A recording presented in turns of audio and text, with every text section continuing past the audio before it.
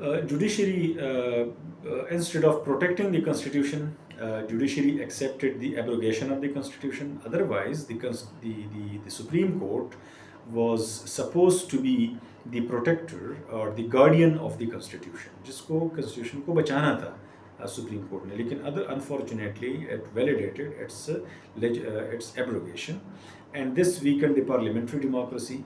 The constitutional continuity was disrupted, and the civilian supremacy was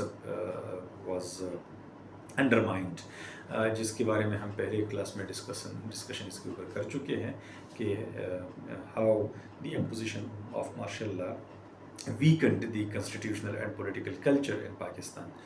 So it laid the foundation of judicial validation doctrine. Doso judgment became the first basis for the later judicial validation of military governments. General Yahya के अलावा बाकी जितनी भी martial law लगी हैं, including general Ziaul हक़ and general Parvez Musharraf, इन दोनों martial law को सुप्रीम कोर्ट ने वैलिडेट कर दिया था. Future military intervention receive judicial approval, चूँकि ऑलरेडी एक प्रेसिडेंट सेट हो चुका था. जस्टिस मुनीर ने एक मिलिट्री कू को वैलिडेट कर दिया था, सो लिहाजा it was no more a problem for the judiciary to provide legitimacy or validity to the future martial laws. And it encouraged the authoritarianism. The judiciary did not resist the military intervention in 1958.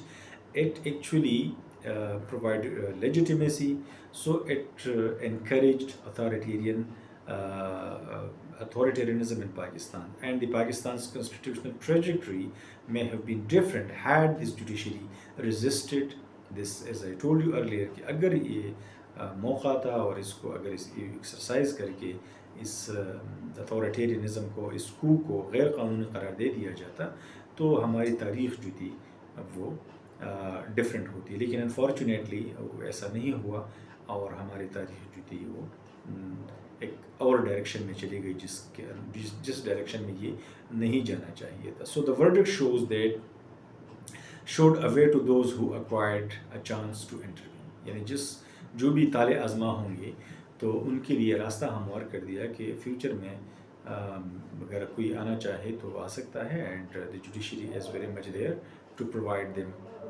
legitimacy, right? So the Doso judgment has been criticized for several reasons, like for example, first, the failure to protect the constitution. As I already discussed, that the Supreme Court of Pakistan or the judiciary was supposed to provide protection, or that was considered to be a custodian of the constitution or guardian of the constitution. But in this case, it miserably failed, it badly failed to prevent the constitution.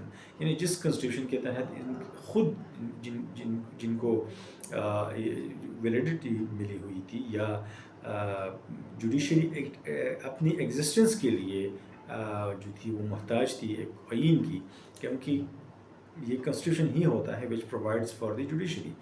कानून होता है, आइन होता है, and Pakistani constitution provided for the judiciary, जिसमें supreme court, high courts and lower courts आते हैं. लेकिन जो अपर जुडिशरी में नॉर्मली हम सुप्रीम कोर्ट, हाई कोर्ट का मुराद लेते हैं. सो दे वर एक्चुअली इनकी जो अपनी एग्जिस्टेंस थी वो भी कॉन्स्टिट्यूशन से ही अपनी वैलिडिटी को ड्रॉ कर रही थी. लेकिन अनफॉर्चुनेटली वो इस चीज़ को मेंटेन नहीं कर पाए, उसी ड्राफ्ट को, उसी डॉक्यूमेंट को नहीं बचा सके जिसको इन्होंने बचाना था. और ये सिर्फ एक एक्शन नहीं था, it was not like time bound decision के बस ये फैसला हुआ और इसका आगे कोई इम्पैक्ट नहीं होगा, बल्कि ये तो एक लॉन्ग लास्टिंग इम्पैक्ट है जिसको हम ऑब्ज़र्व कर रहे हैं. Misapplication of Kelsen's theory. Kelsen's theory जो थी, Hans Kelsen's theory, it was explained how legal system change. The Kelsen theory actually explains that how legal systems change. It does not morally justify unconstitutional coups. मतलब केल्सन जो था, हंस केल्सन जो था, उसकी जो थीरी है पेवर लॉ थीरी, तो उसका ये मतलब तो नहीं है कि it can provide validity to any unconstitutional और any illegal action of any person और एनी इंस्टीट्यूशन। इसका तो मतलब बिल्कुल ये नहीं था कि वो एक मोरल ग्राउंड प्रोवाइड करे टू द अनकॉन्स्टिट्यूशनल एक्शंस, बल्कि इसने तो एक लीगल सिस्टम को एक्सप्लेन करना था कि अगर इस तरह कोई and secondly that was not a revolution, that was an unconstitutional step of in service military general, जो कि वो कॉन्स्टिट्यूशन के तहत उसने कॉन्स्टिट्यूशन को प्रोटेक्ट करने का हल्फ भी उठाया था, मुल्क को प्रोटेक्ट करने का हल्फ उठाया था, कॉन्स्टिट्यूशन को ओबे करने का हल्फ उठाया था। So he was not suppose to abrogate that constitution.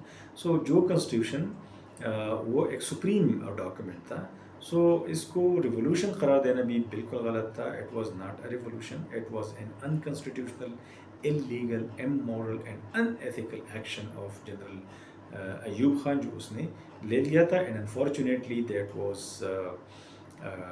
validated by Justice Munir under this Hans Kelsen's theory. It actually described legal theory, not prescribing military intervention. Right, so इस थीरी को military intervention की validity के लिए किसी भी सूरत इस्तेमाल नहीं किया जा सकता।